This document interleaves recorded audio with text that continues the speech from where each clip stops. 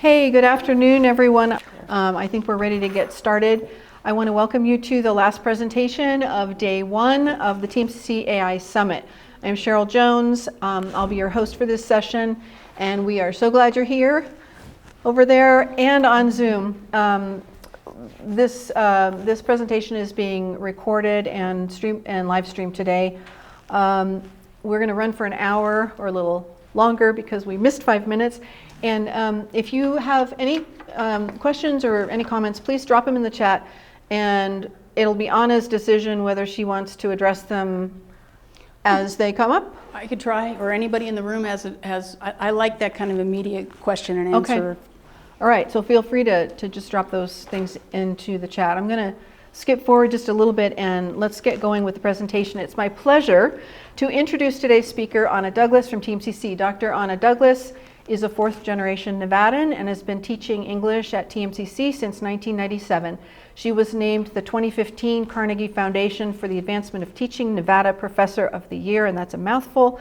Her goal with this presentation is to show faculty from various disciplines how one English faculty member is attempting to address the ethical pitfalls that students face when using GenAI in their writing for courses across the curriculum. And with that, I will hand things over to Anna. Thank you. Okay. Well, I'm sorry for the bumpy start. I thought I had to do this in person because it's the end of my sabbatical, but apparently not. So, but thank you for coming, people. That's very kind of you to show up. It's always better to have an audience. But now I have to stay behind here, so I apologize I'm not trying to be rude. Okay, so I refer to this presentation as, enter the digital elephant in the room, AI, because essentially this is an issue that is absolutely, it's a tsunami effect in the English department, in I think every English department in America. Okay, I think, so as you can tell, I am not the most technically savvy faculty member at TMCC, and that's okay, because that doesn't mean that my attempts to sort of get my arms around this AI thing, I think my experiences are probably the majority's experiences. I think more faculty than not are not as comfortable with all of this as the handful that are. And what all that tells me, this is very odd looking at myself this way, but okay. You see, I really am one of those people who likes to work rooms, so just bear with me on this. So when Cheryl approached me and said, would you be willing to talk about the AI portion of your sabbatical project, I said, yeah, okay, fine. Let's do that as my end project for my sabbatical. And then I realized that part of what I'm essentially doing in doing this is I'm also presenting probably the single most vulnerable part of my sabbatical project. And, as faculty, we're not really comfortable all the time doing that, being that vulnerable to our peers, being that vulnerable to each other and to our students. So what you're going to see with some of this material is me working out a rather anxious end of career, can I do this old dog, trick sort of thing. And as I approach this, I was trying to think, I'm into extended metaphors. I'm an English professor, so for me, extended metaphors define every day of my life. And I was thinking this morning, like, what is the extended metaphor for this presentation? And for anybody who's Gen X, if you recall when MTV went with the Unplugged series, and I feel like that's what I am right now. I feel like I'm Nirvana, on the stage, unplugged, right? So I have this technological support that's happening all around me, more than I probably deserve or needed. And then I have, actually there's lots of people coming in the room, so this is awesome. Who knew, right? People are actually gonna come. But having said that, I'm doing this acoustic style in the sense that I feel like this process of wrapping my arms around AI has been the equivalent of stepping back, reclaiming voice and words to a space where we're using words like, is it your humanity, is our human voice, but in a way, it's playing the song on an acoustic guitar with an amplifier. Okay, I don't know if that makes any sense at all, but that's the metaphor I'm working with today, and I need one every day, so just let me have it. Okay? All right, so to begin, my sabbatical was supposed to be simple. It was supposed to be me writing textbook materials for my students so that they didn't have to pay $60, $80, and all I was going to do was create the apparatus, and it was going to be a free class, and I didn't like the OER materials. They felt pretty bloodless. And so I applied for a sabbatical. And then AI hit like a giant tsunami. And the DEI stuff hit, which is a different presentation another day.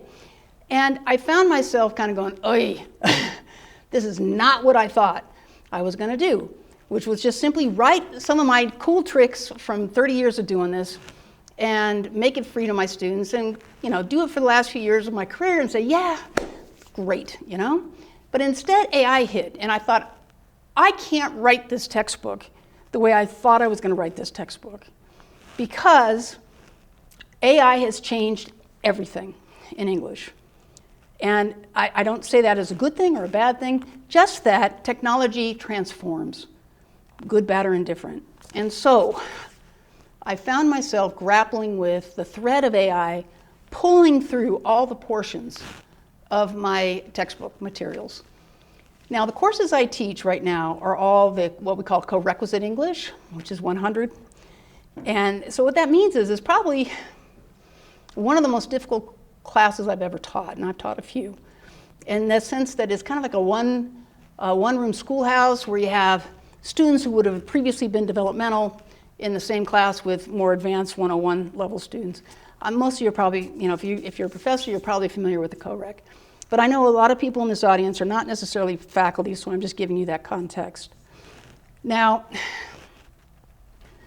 that means that the voice I would use for that textbook had to be very specific to those students. And now with the AI conversation and pulling through the technology stuff, it really became, there were a lot of sleepless nights. There was a lot of, I don't know if I could pull this off. In fact, there were moments when I was emailing my dean saying, maybe I'll just give the college one more year and say this was good and I just can't do the AI thing.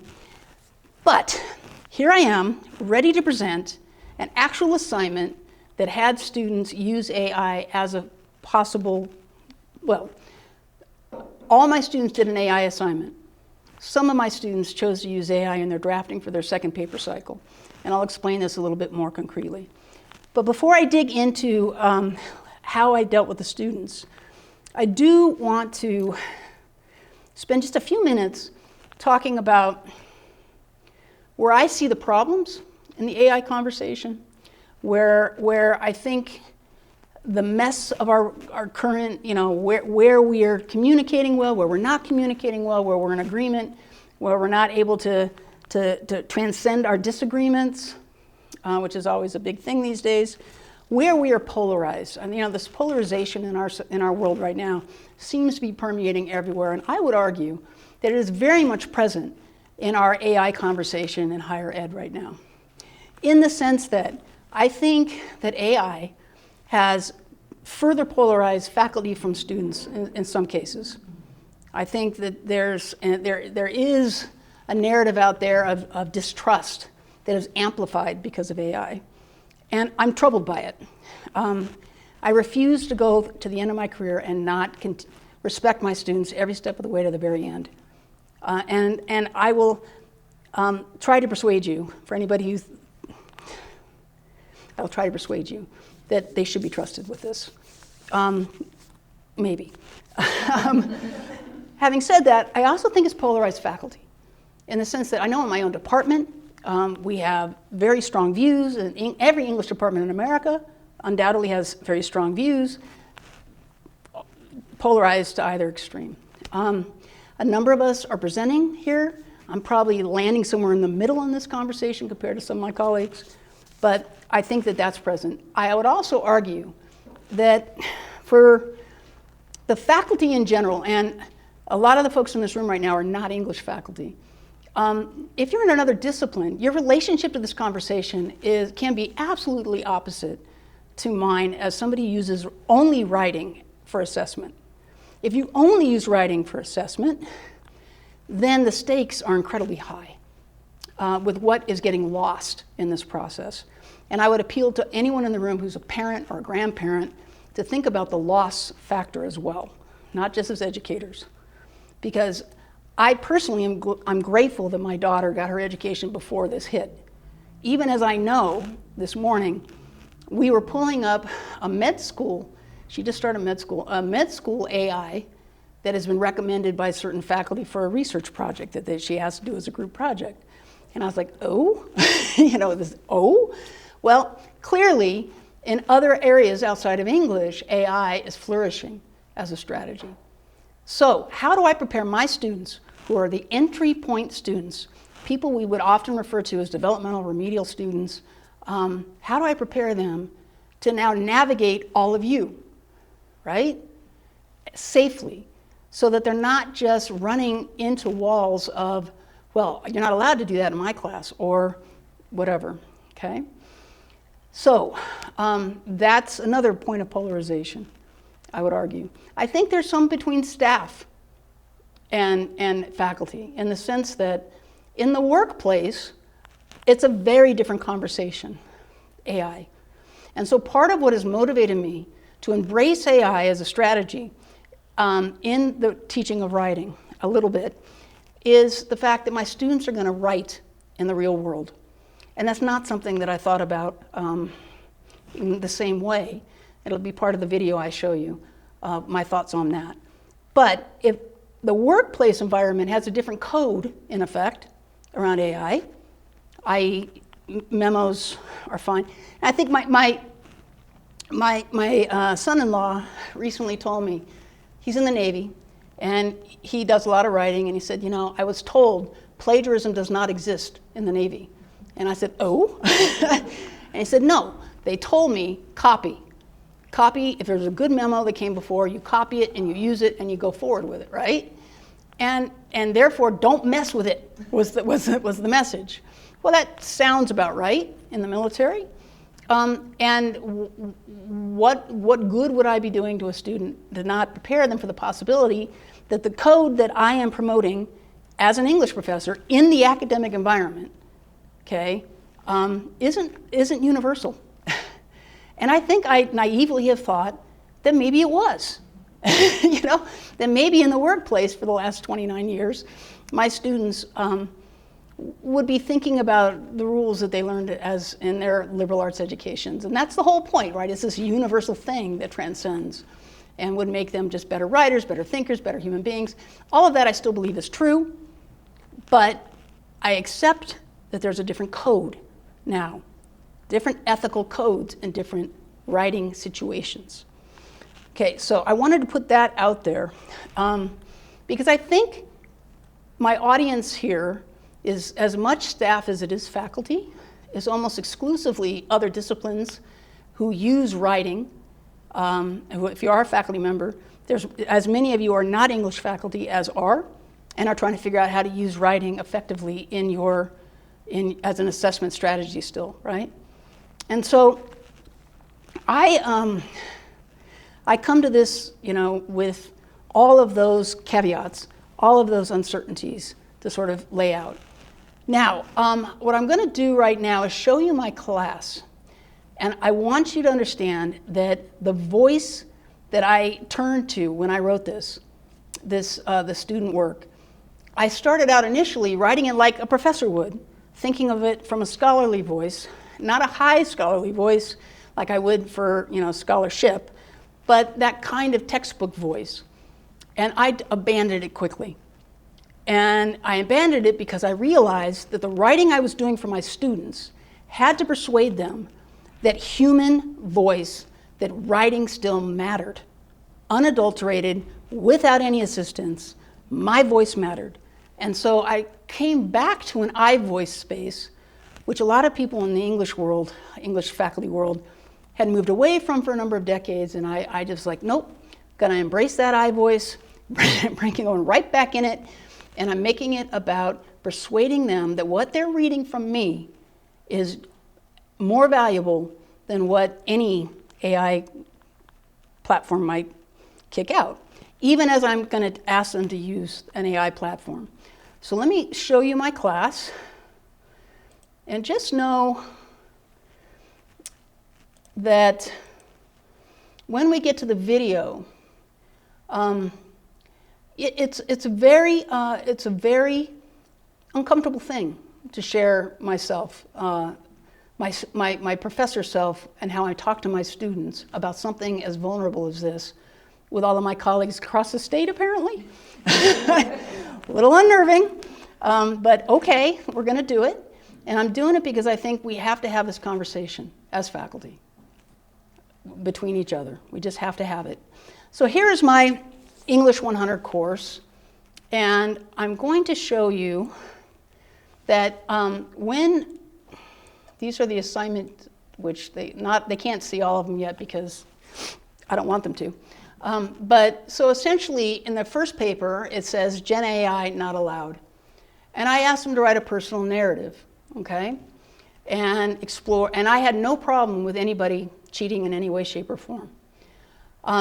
Essay 2 is when I let them use it, okay? So I just want to show you what the assignment was that, it's a classic argument, okay? Oops, is that big enough? Everybody can see? Okay. Now, simply stated, a primer for English 100, that's the textbook I wrote for them. That's the textbook materials. Again, simply stated, I backed off to this other place where I wanted to persuade them that the voice that I use in the classroom is the one I use in the textbook, and it matters, okay? Listed under weekly modules 4 and 6, and be sure and watch the accompanying video, which we're going to do in a minute. And this is a paper where they're moving into more traditional academic argument away from the personal narrative. They're reading examples of it, and they may or may not use an outside source, and all of that is present. Now, one of the things, I'm going to just scroll down here for reasons of expediency. Finally, in writing this essay, you may explore a GenAI platform as part of your writing process. It is very important that you watch the video lecture I created on AI because it contains my 5 rules for ethical AI use in writing.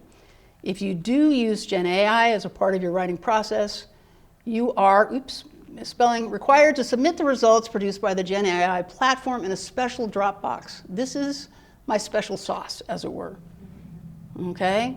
I've created a double Dropbox system at the draft level. And what that allows me to do is see what they saw, what they pulled up from their GenAI content, and then where they arrived at. And I could also use the turn it in function to say, okay, you know, you didn't get as far from A to B as you should. And here's the places, and let's talk about that. Okay, so what it essentially gave me was another layer of information from where they, you know, took information. Okay? Now, you are not required to use GenAI in the drafting of your paper. So I did not require this. But if they did, okay, then they needed to submit that material. Now, in preparation for this assignment, and I'm going to now share a different, well, I'll just describe it actually. Oops.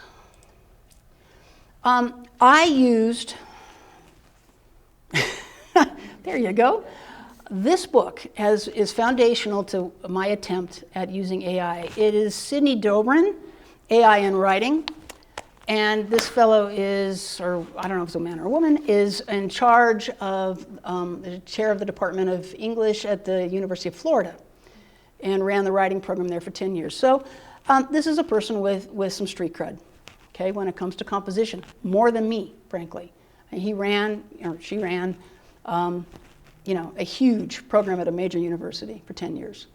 Okay, so I use this as my guiding light, along with some workshops I did with my dean and other faculty using Teaching AI, Teaching with AI, although I didn't find that as user-friendly as I found this particular book.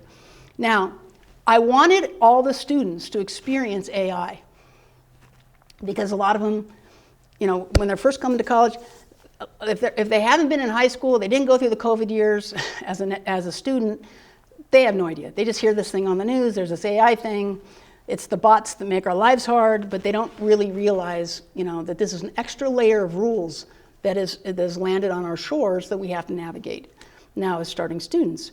And so I decided, I looked through all of his assignments, he's got some assignments in here, and I decided I was going to have my students do one of those assignments. And I showed them that this was coming, citation and all that, this is coming from Sidney Dobrin. And the assignment that they all had to do, and it's all points for just doing it, so nobody had to freak out, was to go to the Copilot prompt or ChatGPT, whatever they wanted, or I told them their TMCC has their own too. I said, put into the prompt a historical figure or some contemporary figure of some fame where there would be lots of material out there. Ask Copilot, which is what I use, Copilot, ask it to generate a biographical essay. And out it comes, right? It takes 2 seconds and it generates this biographical essay. And the students were doing everything from Charlie Kirk to Joan of Arc to different politicians. And then the second thing they had to do is go back to the prompt and put in, write a song about that person using a particular style, musical style, that you like. Okay, so write about Joan of Arc using Taylor Swift style, that kind of thing. Out come the lyrics, right? So very quickly they see the power of this process, both in terms of lyrics, and I do a lot with lyrics and video and that kind of assessment of writing in my, in their smaller assignments. So they're very comfortable working with music. And then I said, now write me a paragraph where you reflect upon the products that it gave you. And to a person, they all turned it in, and they were, for the most part, blown away, right? Now, the ones who've been in high school more recently were less blown away because they had already experienced a lot of this. But I have a lot of students who are, returning students. So, having done that, now, when they went to write their papers, if they chose to use Copilot or whatever to generate ideas, then they had to submit that information verbatim for how it came out of AI. And then when they turned in their rough draft, I'd be able to see the distance between whatever AI showed them and wherever they went. Okay?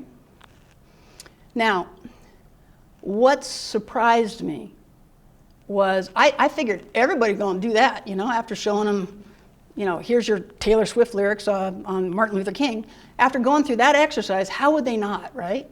How would they not just go there? Isn't that the narrative we have for our students when it comes to AI? Of course they're going to go there. And here I was giving them a green light. Boom, I'm there, right? Only a third of the students chose to use AI in their drafting process. And interestingly enough, that surprised me. I figured at least 2/3 would, And so that in and of itself, and there was a variety of topics that people were gravitating to. One of the topics I did give them as an option is to write about the value of AI in education as an argument paper, okay? And I was astonished how many of them chose to write that topic.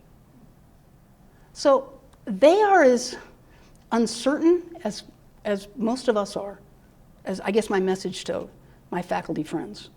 They are as uncertain of what to do, how to do it. And I just refuse to play, traffic cop for the final years of my career. I'm just not going to do it.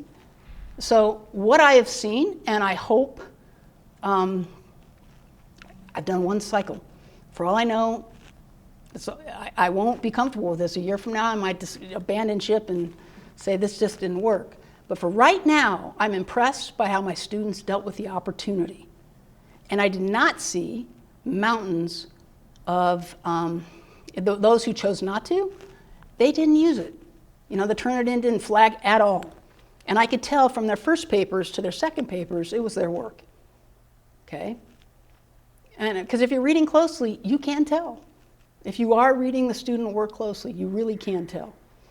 Okay? And I thought, okay, well, this is good. So given the opportunity, they handled it responsibly. Now, I just got the final versions in, and I haven't had a chance to grade them yet. But I did go and take a look in preparation for this presentation to see if I saw flags from Turnitin on the products. And I'm not seeing it. I'm not seeing as much or more than I would have seen last year when I was assigning papers and AI was just not on my radar yet. Okay, so that was illuminating. What I want to show you now is the video that I provided for the students that accompanies the written material that I use. So here's the video, and it's about 12 minutes long. And then maybe we'll have some conversation afterwards. Okay. Now, earlier in this lecture, I was talking about the way I'm structuring the textbook. I'm also creating these videos, right, as a complement so that you can see those, you have a visual along with the written.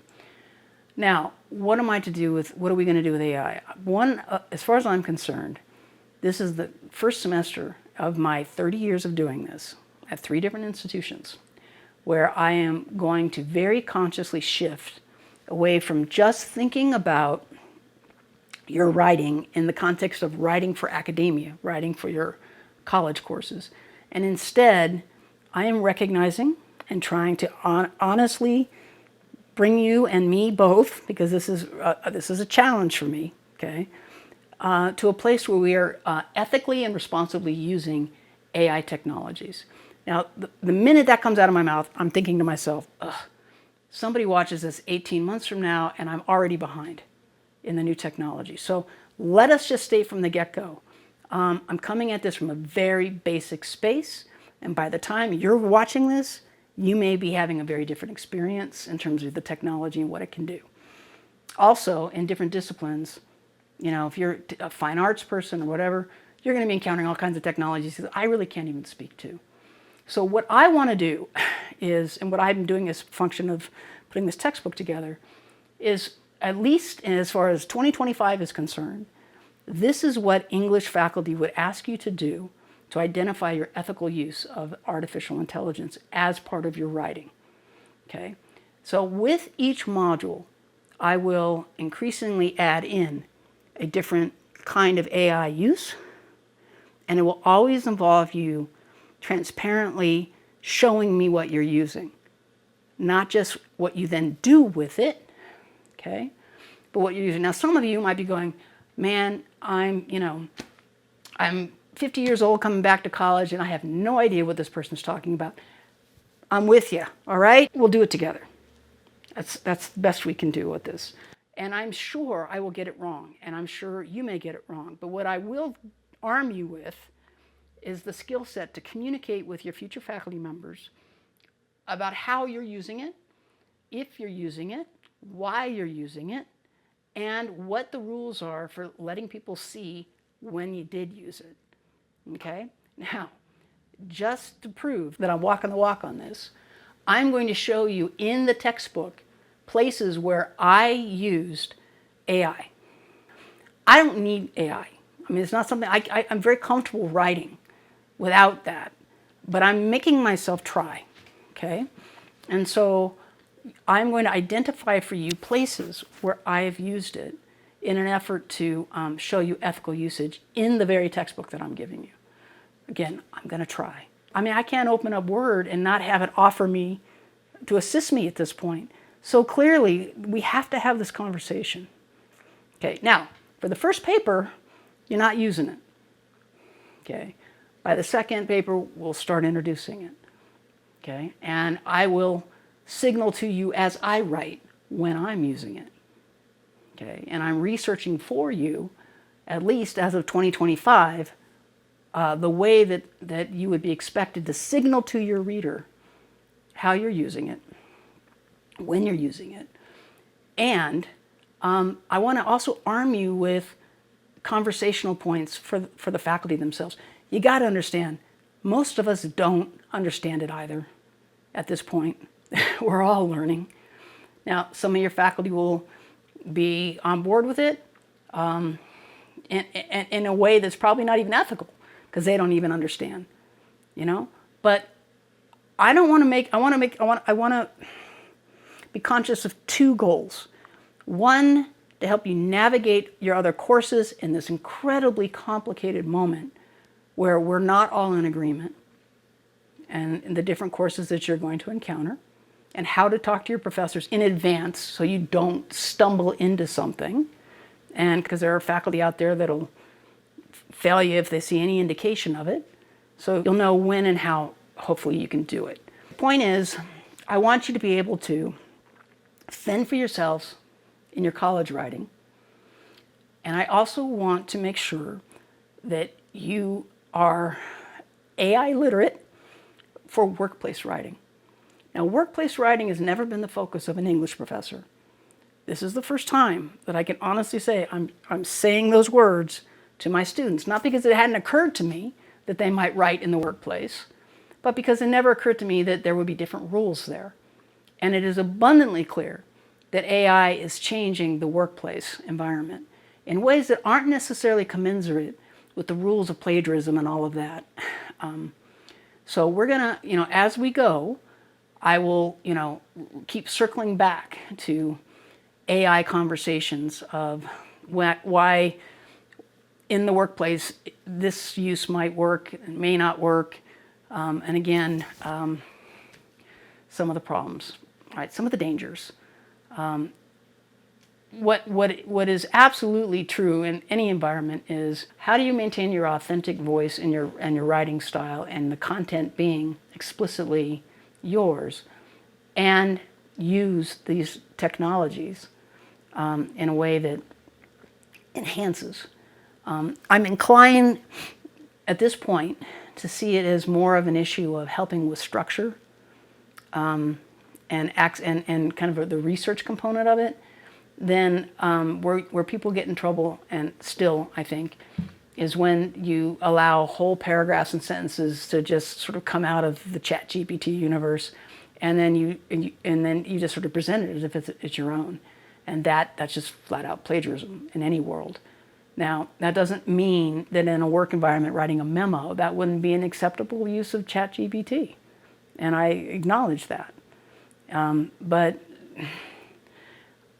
I'm at least going to try to nuance out better ways, because that memo would still be better in the workspace if your authentic voice was present in that somewhat AI-generated content. Because you write memos, it's not like you're announcing something stellar to the world. It could be pretty pro forma stuff. Well, fine.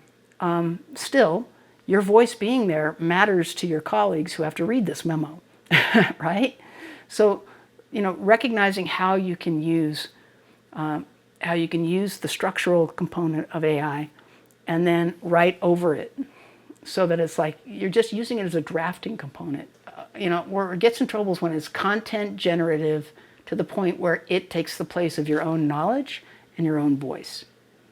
And that's the line that people don't know how to talk about yet, and I'm going to try. So that is also a big part of this process, and that's why I use the metaphor of the tsunami and the world shifting and all the structures that are kind of in flux right now in our world, and how that's a really hard time to try to think critically through and write and navigate all the technologies. And some of you have been using this already in high schools, classrooms. Some of you are coming back to college and are barely capable of turning on your computers. So I know that. Know that I'm not good at this. And I am very honest about that. So I've come to this as a function of my own learning so that I could teach you better and find that ethical, responsible space for AI usage in college writing. So here are my 5 rules for AI usage in our course and in academia more broadly. Rule number 1, always check with your faculty member what his or her preferences are when it comes to the use of AI and GenAI technology in the production of your work for the course. Every discipline, professor, and course may have distinct expectations. The responsibility is yours to clarify appropriate use of these technologies with each course and professor. I cannot overemphasize this enough. In 2025, there is simply no consensus, not between departments, not between faculty inside of departments, not between institutions, not in the Modern Language Association as they're trying to figure out how best to establish rules of citation. So the wise thing to do in the academic setting is to always ask, and I suppose in the workplace setting as well.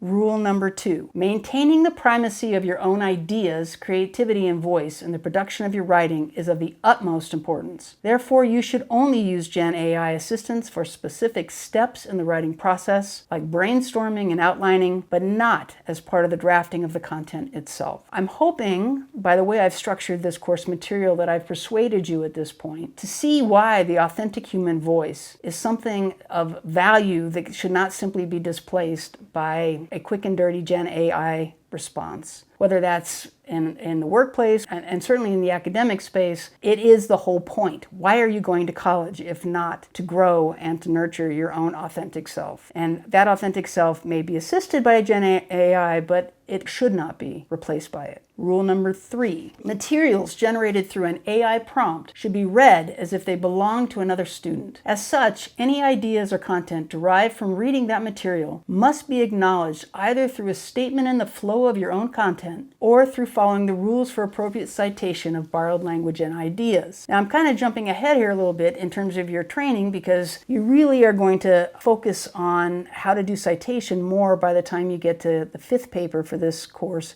and then in English 102. But most of you in high school will have had the experience of trying to quote and or paraphrase, summarize somebody else's work, and that you understand that there are rules connected to how you use that material. And to not follow those rules is to be guilty of a form of academic dishonesty, most concretely, plagiarism. So the issue here is about being ethical and preserving your authentic human voice. Rule number 4 is very closely aligned with rule number 3. When using GenAI content as a part of your pre-writing process, you must submit it in a Dropbox labeled specifically for this material. This Dropbox will be distinct from the Dropboxes used for submission of your rough draft and final versions of your essays. This dual submission process will maintain the integrity between your work and the GenAI material you consulted as a part of your writing process. I want you to see anything that is generated from your prompts as if it were somebody else's protected work, and to submit it into that Dropbox so that I can literally read both and see how you evolved out of that assist. You don't have to use GenAI. You can choose to go old school, and that means you won't have to put anything in a Dropbox for the GenAI content. But for our purposes, I've established what's called a dual Dropbox system for seeing what GenAI gave you versus where you took that information. And that will allow me to help you see any places where you inadvertently didn't attribute the source correctly and or lost your voice in the process. Rule number 5, when using GenAI for research, it is your responsibility to confirm the accuracy and value of the research offered by the GenAI platform. Similarly, you must demonstrate in your own use of these GenAI offered sources that you actually read and understand these texts as a part of your own synthesis of these materials into your research. Now for this course, this particular rule is most operative with Essay Cycle 4 and 5. This rule becomes especially important when you get to English 102. But I also know that my students are always taking courses simultaneously that are requiring of them writing assignments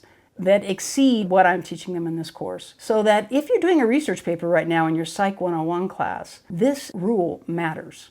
What I mean by actually read and understand is the number one mistake I see students make is they do a prompt, they get some interesting sources that are summarized by the GenAI, they copy that information into their paper, and at no point is it evident to me that they actually went and read that source the GenAI gave them. They just took it. And so they're not really utilizing it in support of their argument. They're just lifting it from one space to the next. And it shows. A lot of times students think that plagiarism is just when you borrow language and not cite it. That's not true.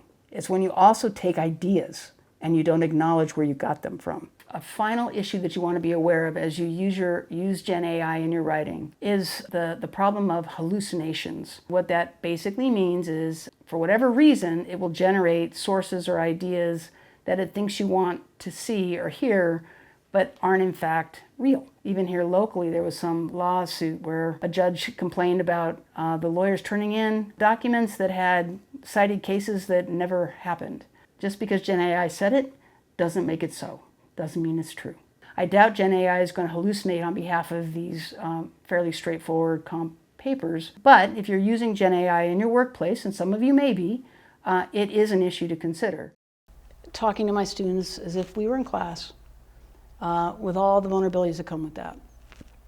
And they would have watched that video prior to doing the AI assignment that I told you about, and then their rough draft. Now, I'll show you the textbook information that these videos were designed to accompany, and then maybe we can turn to some just general questions if anybody has any, because I think I've been going on a long time now, and I may or may not.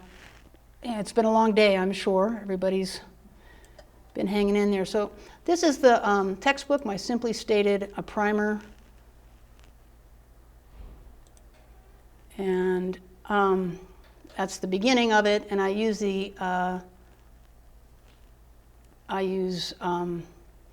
like to refer to myself as being the monk on the wrong side of the printing press. I don't know if y'all remember from Western tradition classes or now core humanities that the monks kind of lost their job as scribes for culture when the printing press came around. And that's pretty much who I am, right? And here is the pages that enter the digital elephant in the room, artificial intelligence. And so one of the other ways I structured this textbook is with each paper module, so there's 5 parts, and I've got 3 of them in the can, 2 more to go. It became a bigger project than I initially had intended, but hey, I'm having fun. And with each module, I'm writing the module using the same genre style as the paper I'm asking them to write. So this is an argument paper, classic argument paper, and so I'm writing about the mother of all arguments in academia right now, which is the use of AI. Okay? And I do want to point this out because I do think this is one area where we really struggle as faculty, and that is to talk about the fact that AI is essentially academically dishonest as a construct itself, in the sense that it pulls information from authors without acknowledgement. Okay? So by virtue of that, what AI is doing, what GenAI platforms are doing, would be seen as academically dishonest. Hence why faculty are losing their collective minds, or at least English faculty, right? And we are right. That is not cool. Okay? It's not cool. It is essentially chewing up a bunch of stuff and spitting it out and practicing 0 responsible citation or acknowledgement. Okay? So what I try to do is show students how, first off by saying, hey, it's academically dishonest. Guess what? GenAI is guilty of breaking the rules in place for appropriate acknowledgement of sources.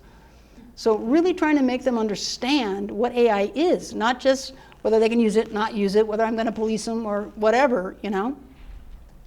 That this in and of itself in the academic space is not kosher. So you better figure out a way to make it kosher. Now the way to make it kosher is to cite it at least, acknowledge that Copilot generated this with prompt X. By the way, when you go to MLA's site, nobody's in agreement yet on how they want you to cite stuff. And it's just maddening. So I'm kind of making it up. I was reading a Substack the other day and I saw a Copilot citation. I was like, oh, I'm gonna do it that way, I mean, if Paul Krugman can do it, why can't I, right? So anyway, so what I actually did here was I folded into my argument paper the academic dishonesty policy to show how and why this would be considered not okay. Maybe I should stop now. What do you think, Cheryl? Have I gone on long enough? Should I? Are there any questions in the chat? Yeah. You still got 15 minutes. Okay.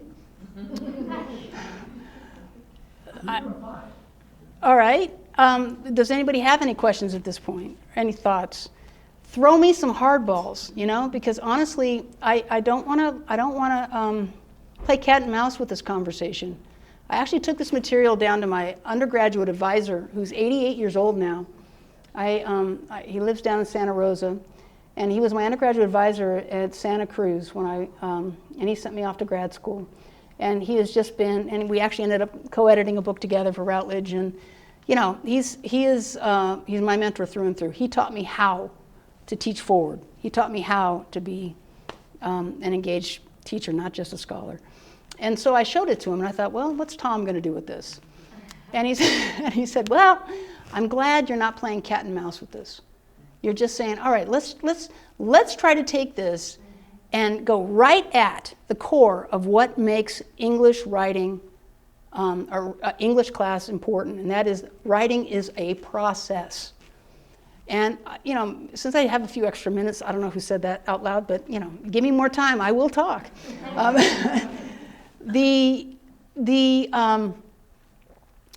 I saw the earlier presentation this morning, and I remember thinking to myself, well, this is exactly where I feel like the faculty aren't speaking to each other well, in the sense that it was, I think, a CSN. It was a very interesting presentation. It was by a math professor and a business professor, I believe.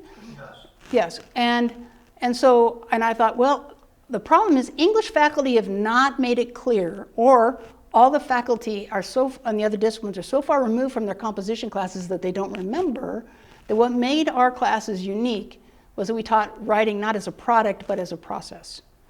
And so part of where AI obfuscates the conversation is we're all focused on the product that comes out of AI. And so I thought, can I tuck this into process? Because that's the only way it's going to be legitimate in my world, is if it doesn't disrupt process. And so that's why I'm limiting the use to things like brainstorming.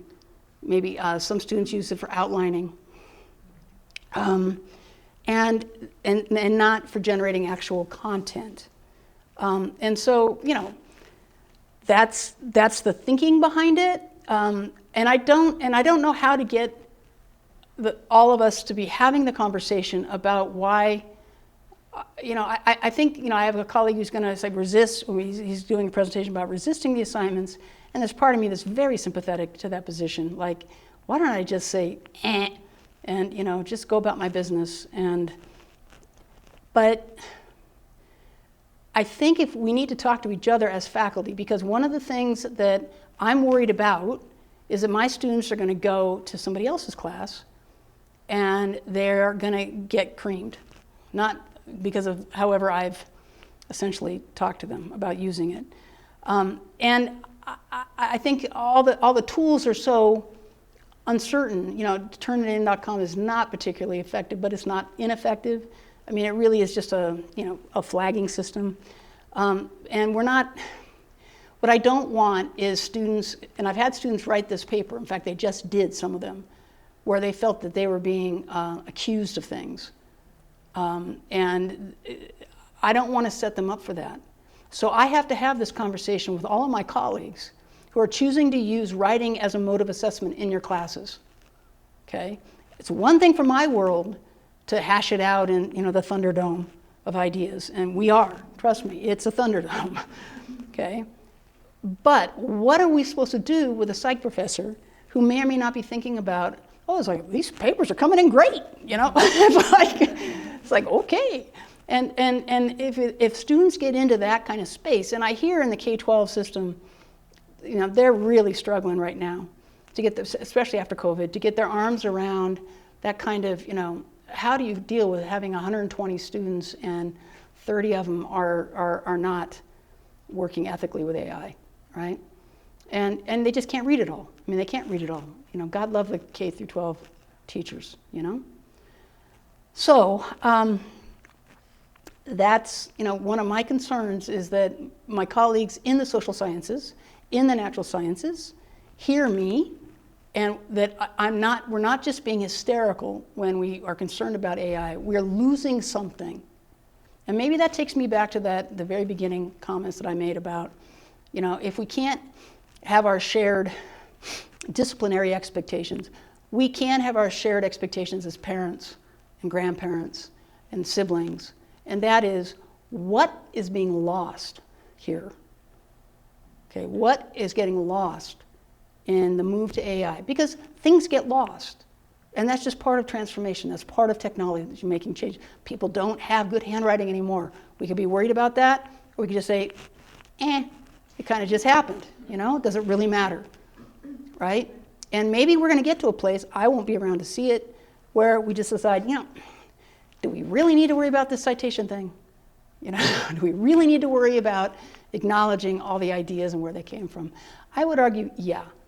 And just as importantly, I would argue that by using this double submission system, I'm green lighting honesty. Okay? I'm green lighting, you know, somebody who's feeling like they need to use this and they don't want to hide it. Like, do you remember, I mean, I'm back to my unplugged Nirvana moment here. When you wanted to cheat in high school in the 80s, you had to like walk through Barnes & Noble to the big yellow, you know, Cliff Notes thing, and everybody in the place knew you were a cheater. You know, everyone knew that somebody was teaching Shakespeare right now at Reno High School. Okay? Well, then we had Spark Notes, and all of a sudden people could hide that stuff and what have you. And for years I would read papers that were clearly the ideas were taken from the internet. Well, this is just the next iteration of that. There's loss in that. In my world, there's loss in not reading Shakespeare in the original. Okay? Now, I don't, like you know, I'm at the end of my career. I leave it to my colleagues in the department to determine policy going forward because it's not going to touch me. But I hope I've, you know, come up with a persuasive enough argument across the disciplines now for everybody to maybe have a different kind of conversation, a little bit more grace in how we talk about things. Okay, voice that appeared from nowhere. Am I close to, have I made my minutes? We've got a couple of really good comments that have appeared here. You scroll down on it. What am I doing? If you go to hit the chat on the AI and just scroll to the bottom, you'll see some of the comments that have been entered. Over here. Okay. Oh, looky there. Look at all that writing. Oh my goodness. Yes. Yes, you have really, really connected with people here. Well, awesome. You I'm always glad do. that it was worth people's time. I honestly was very nervous about this because I don't know. It's hard to be this vulnerable. It's a lot easier to know what you're talking about. Okay, this one right here. What would you say to faculty who resist the idea of students using GenAI as a thesaurus or spell checker, or using it to advise, reconstruct a complicated sentence? I've heard faculty say that they want the student to go through the struggle of using a physical thesaurus or dictionary, or work through the lack of clarity themselves. Do you see the tool is working smarter, faster, or that students need to go through a longer struggle? I think this is the calculator standard. You know, right now, and I struggle with this one because I don't struggle with this one. I think that's beyond old school. That's, yeah, no. I think that if there's any value, that's the AI value, not Gen AI, but AI value in spell check and basic, you know, Grammarly stuff. The only place where I start getting concerned is when it's content generative. And that's when voice gets displaced, and that's when ideas, students, you know, I had a student write a paper on income inequality and started summarizing Thomas Piketty, and I was like, oh no, you did not read Thomas Piketty. I can't read Thomas Piketty. I mean, you know, the book is like huge, and it's like I did not, you know, you did not read that. And that's rule number 5. Okay, you may have heard of Thomas Piketty from the AI, but you've got to go find Thomas Piketty. And when you can't handle Thomas Piketty because he's French and he's an economist, and then you find somebody who's talking about Thomas Piketty, and then you go from there. And they also quoted Max Weber, and it's like, no, you did not read Max Weber. It's like I know you didn't, and so you don't have your arms around this. And if you don't have your arms around this, then you're not using it the right way. So my comment would simply be that I think that I would disagree with that faculty member significantly. I don't know who that person is, and please don't tell me. So, but I would openly say no. I don't think. I think that a good use is that kind of grappling stuff, which and the one place where I would argue that where I really struggle with the limits of this is, what about second language speakers, and what about like I have a student right now whose second language is sign language. She's an immigrant from the Philippines, and I don't know how to try to talk to her about the issues in the sequencing of language, because I rely on sensual language to explain writing, and she's never heard words. And so I would think she'd be a really good candidate, but I would like to see, for her college career, she writes stuff, I get what she's trying to say, it's a mess, I get what she's trying to say, but I know she's never heard language.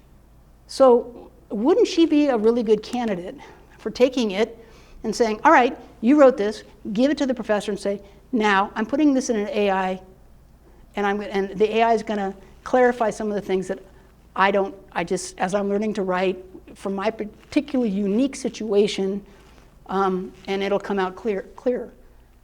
And wouldn't that be maybe a good use of it, So I don't know if that explains, if I answered your question, but my answer would be no. I think the source is, yeah, okay, That doesn't feel like a stretch for me.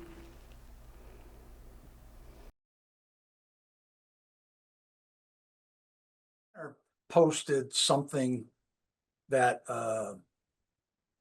is an interesting point of view, because you talk about how AI is the consumption of human writing, and then it feeds it back without citing. Yes. But if a person were to consume information and then feed it back with their take, how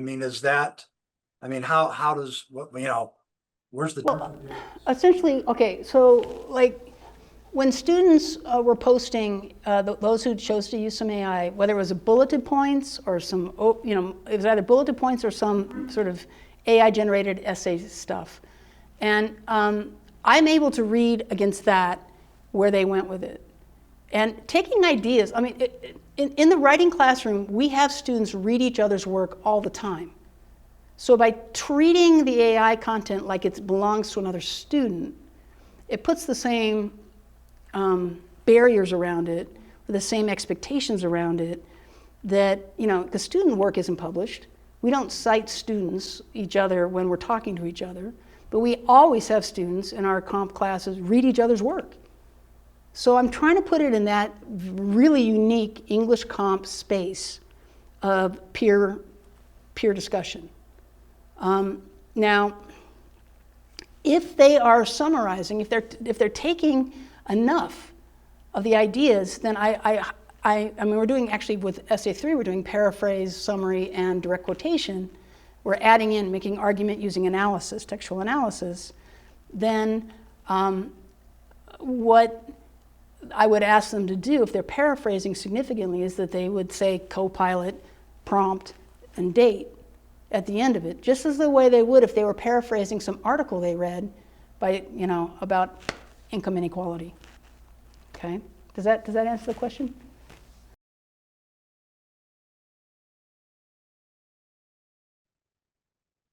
And Jeff's comment there, appreciating how open you were with all of this. and was really appreciated, and some of the struggles that he's felt as well. Yeah, hi. Just to add a little bit of color to that, as I mentioned in my comment, right, I actually use Copilot to wordsmith the thoughts and how easy it is for it to really do a good job of expressing my ideas, because I'll be completely vulnerable as well, which I'm not very good at speaking. I'm not very good at writing. I'm not very good as an architect, right? But I wanted to also talk about the imposter syndrome idea of, when I'm teaching architecture, when I'm teaching students what AI can do, it's almost like not fair that I'm showing them, yeah, I can do it, use the tool. Why shouldn't they be able to do it as well? But really what it comes down to is the job market, because if AI does take over architecture and design, which it's potentially out there, then why are we even teaching new architects, new designers? Yeah, well, and it's funny because my cousins, as they put together these videos for me, we talked honestly about their world and how it's being, as creative people whose jobs are about video editing and animation, and just what an imposition AI is representing into their worlds. I think there's still some big leaps that we're all going to have to make on the creativity front of what's getting lost and what's getting gained. If I were more creative, perhaps I'd have an answer for that, but I don't. I think I get the imposter thing. I felt really weird using it in the textbook. And so when I used it, I said, look what I just did. And boy, did that feel weird, okay? And then in the video, I'm saying, hey, I don't need this, and I'm using it. And so I guess, and this is where I'm really pushing the envelope a little bit of comfort zone for my colleagues in English, and I get it and I hear it, and the workplace is gonna drive this, and if I was generating English majors, it'd be one thing. I'm not.